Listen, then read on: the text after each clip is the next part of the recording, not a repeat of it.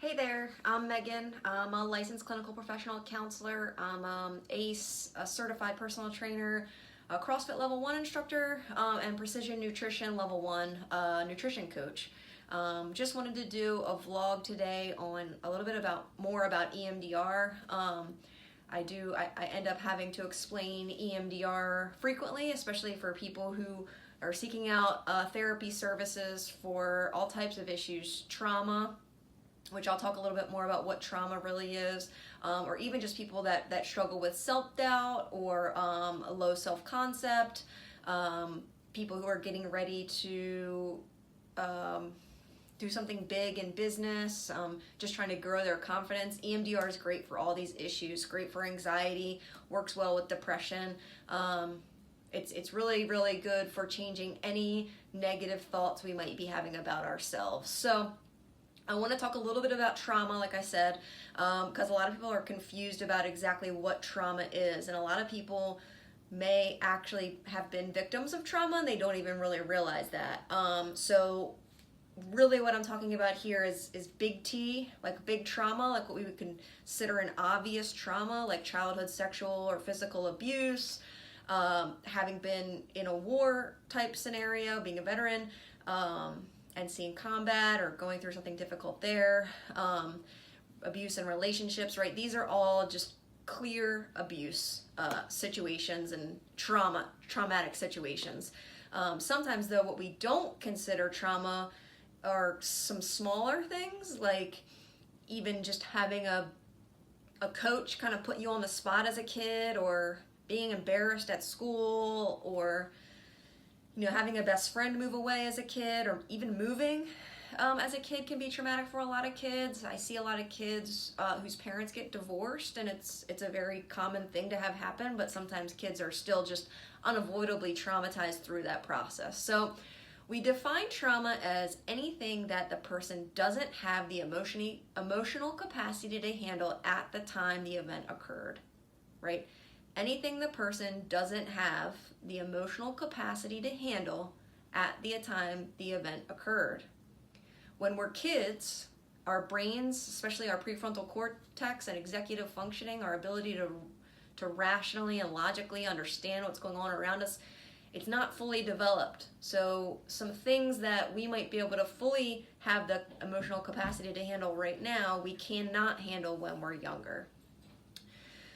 So that's important to recognize. Now you might be able to think back and think about some times where you really struggled to maybe emotionally handle a situation. And you might have been traumatized and therefore have a physical reaction stored in your body with a negative thought about yourself related to that event.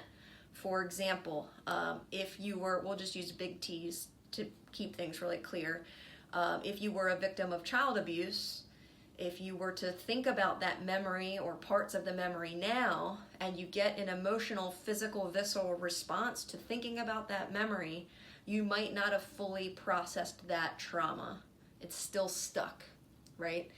There usually is typically a negative thought associated with that memory. For a lot of victims of child abuse, it's my fault, I should have done something, I'm not good enough, I'm unlovable, I don't deserve love. Among other things. I'm not safe, I'm not in control, etc. I have to be perfect.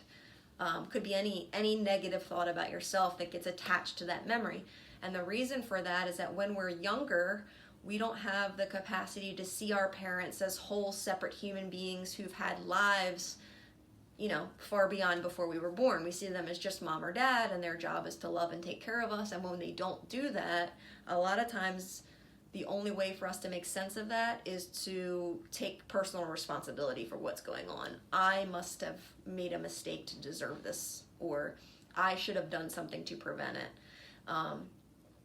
Another key point with trauma is that a lot of times now as adults, we can logically, right from the neck up, we can logically say to ourselves, I know that there's nothing I could have done. I know I was doing the best I could at the time. But because we haven't fully processed that trauma that's stored in the body, there's still a part of us that feels like it was our fault. Maybe we did something to deserve it. Maybe we should have done something to prevent it, to stop it earlier, right? Even if we can consciously know logically there's nothing I could have done, I did the best I could, we might still in our hearts feel and not fully believe that. We might not feel that that's true. So thinking it's true is different than feeling it's true.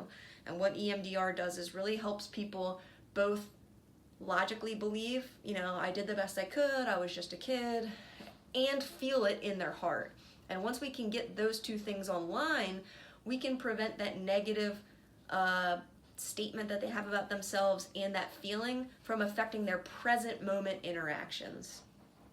For example, if you are a victim of child sexual abuse, you had that negative thought, it's my fault, and you carry that pain of hurt, sadness in your chest, you might have this reaction be triggered by your current romantic relationship, for example, and you might start taking too much personal responsibility in that relationship, making excuses for why the person is maybe crossing some boundaries they shouldn't be crossing, telling yourself, this is my fault, I need to do something to fix this, and therefore trying to you end up kind of recreating those same trauma bonds that you had with your parent or caregiver with your new relationship partner. And that's very common. That's called trauma bonding.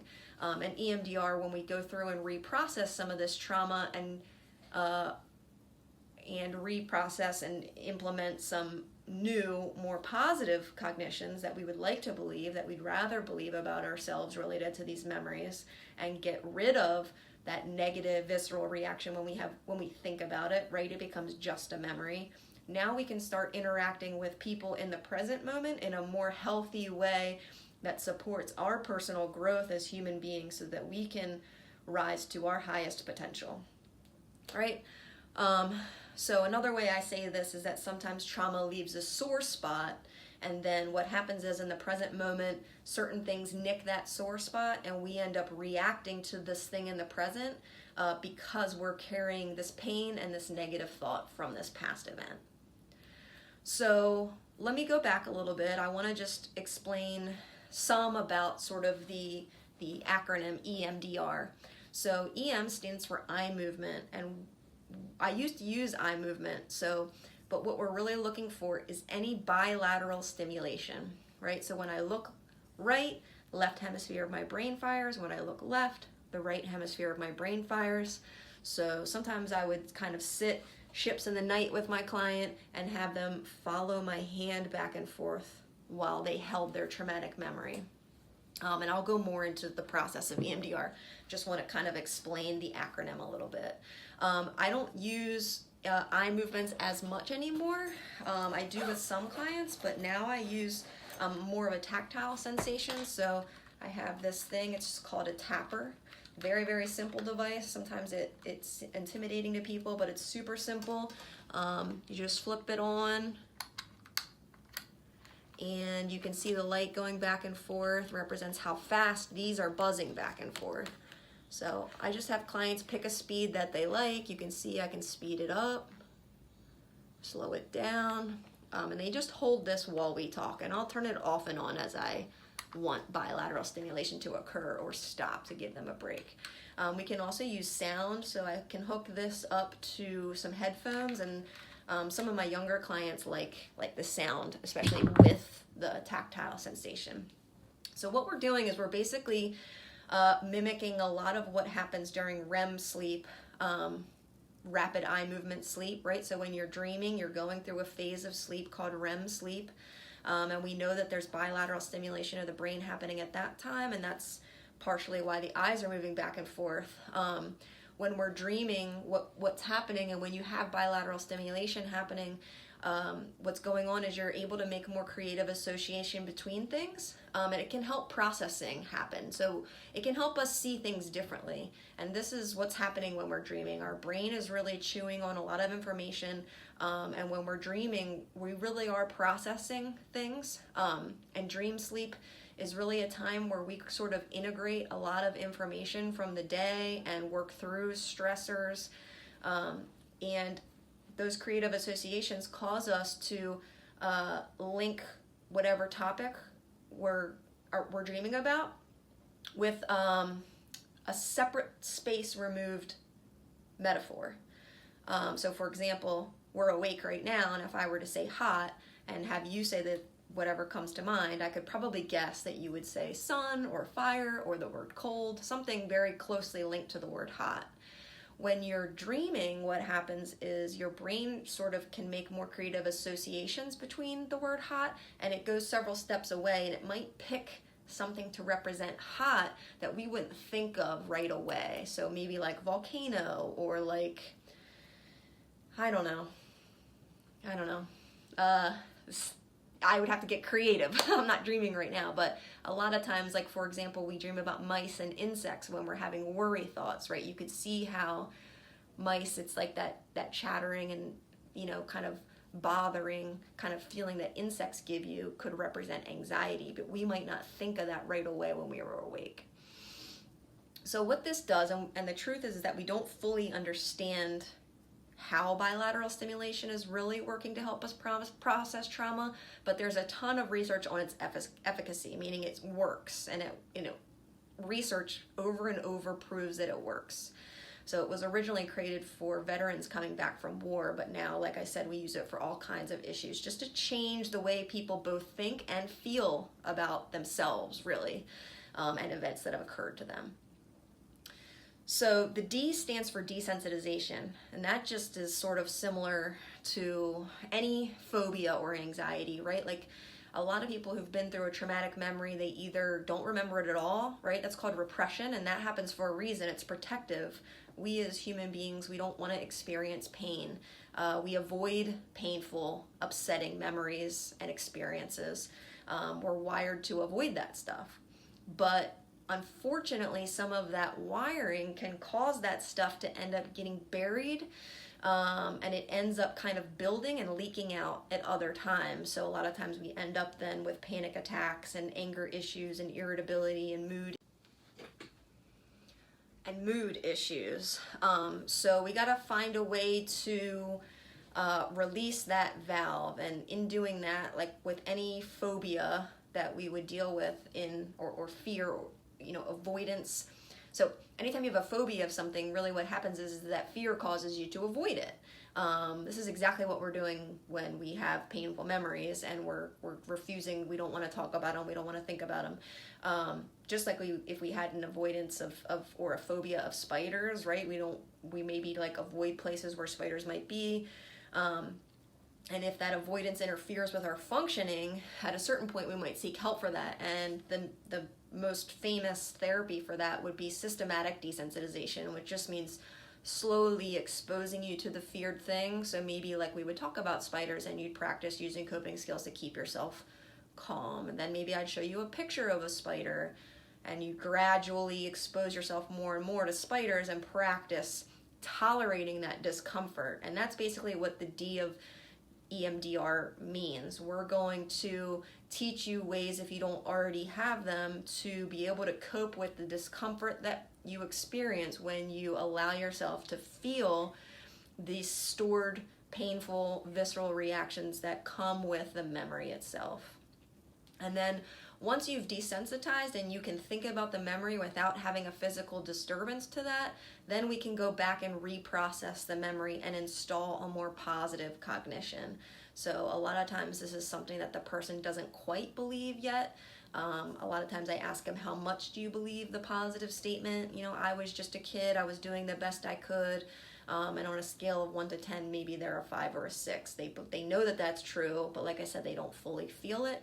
And then we can use the bilateral stimulation, them holding the memory and that positive cognition together until they actually believe it at 100%, and that they really feel that it's true at 100%. They don't just logically know it to be true.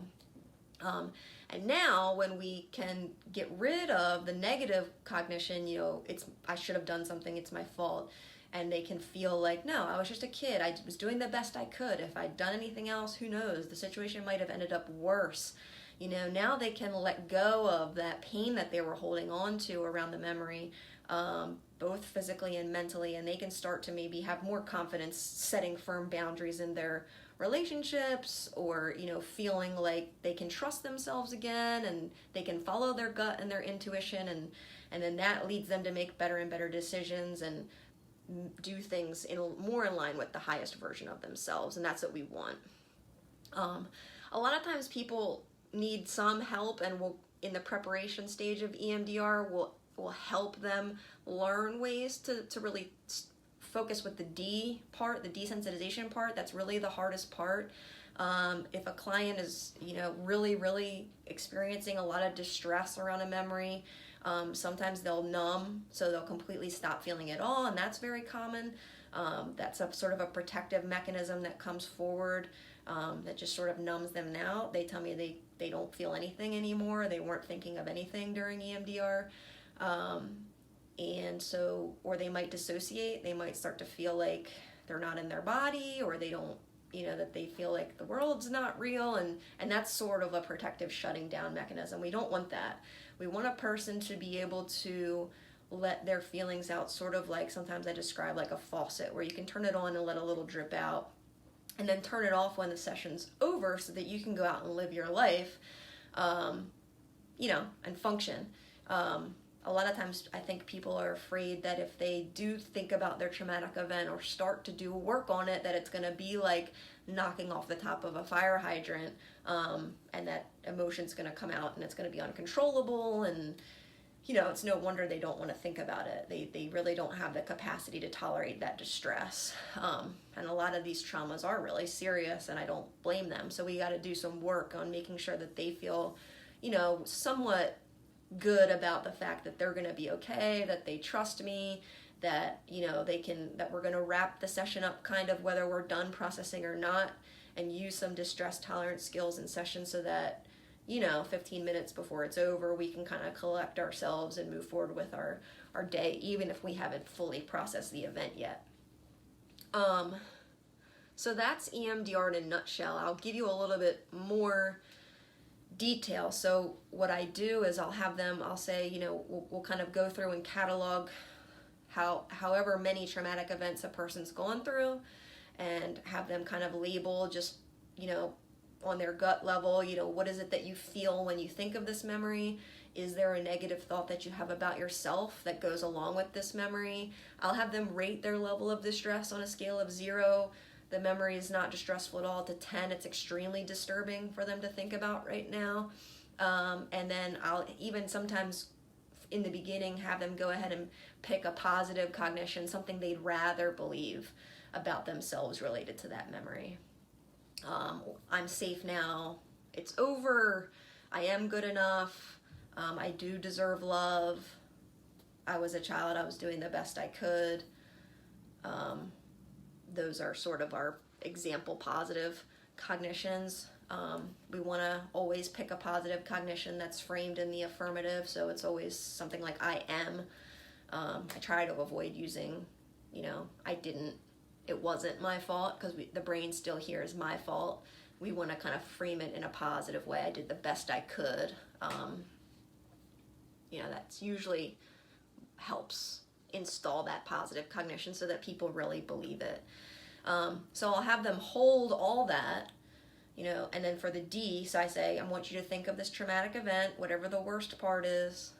Let yourself feel that negative feeling you have. Where is it in your body? That's an important key point that I ask people to kind of recognize, and sometimes people get tripped up with that because we're used to kind of functioning from the neck up. So, usually when we're talking about trauma, it ends up being, like pain or hurt, sadness in my chest, queasiness in my stomach, choking sensation in my throat, feels like a weight on my chest. I've had some people have sensations in hands and arms depending on what happened. So if something happened to their hand or their arm, they might feel something, or even it might start moving during EMDR, and that's totally normal. So that sometimes takes a little bit of time for people to get used to the idea of letting themselves feel where in their body they feel that disturbance or that upsetting feeling. And then I have them hold that, focus on it, along with the negative thought, it's my fault. And then I'm just quiet while they hold the paddles, and we just kind of stay with it. And I just tell them, let whatever happens happen. You might get a thought, you might get a feeling, nothing might happen. After 30, 40 seconds, you just let me know what it is that you noticed. And from there, the brain and the body kind of know what to do to heal. And so the person might have a new thought that's related to the original memory. They might already start to think about the memory differently. Well, if I had said something, I don't know if that person would have believed me, and blah, blah, blah. So, they might already start healing without any intervention from me. I just ask them what they noticed. As long as there's change happening, I just say, okay, go with that. And we turn the bilateral stimulation back on and let the brain and body do its job. If they get stuck, that's where I, as a therapist, can help implement what we call like a cognitive interweave, or push the brain and body toward healing. What would your best friend say about the fact that you feel like this was your fault, or another resource, and to try to help the person sort of like shift their perspective about what they believe about themselves and the memory. And sometimes that can help, and I can use other types of cognitive interweaves to kind of create forward movement so that the person can start to think about things differently. As we go on and on, typically that subjective units of distress rating that I took in the beginning, that 1 to 10, how disturbing is it, should go down. We want to try to get it down to 0 if we can. As soon as it's down to 0, I have them think of the original memory along with a positive thought that they'd rather believe. Again, it's usually something that they might not fully believe yet to 100%. That's okay. We just want it to be something that they would like to believe. And then we install that positive cognition. I've seen a ton of positive effects from this. I've had EMDR done to me, and it's worked really, really well. And so if you're interested in this, please, please, please reach out. You can send me a direct message through the Instagram page at GridRx. Same thing on Facebook. You can text 410-920-8440. You can search me up on Psychology Today. If you go to psychologytoday.com and then search Megan Mullins, or even Elkton Therapist or Newark Therapist, my profile will come up, and you can check that out and message me through that. You can email me at through my emails, Megan, MEGAN, @gridrx.org, or you can go on the website, which is www.gridrx.org, and message me through that. So thanks for listening.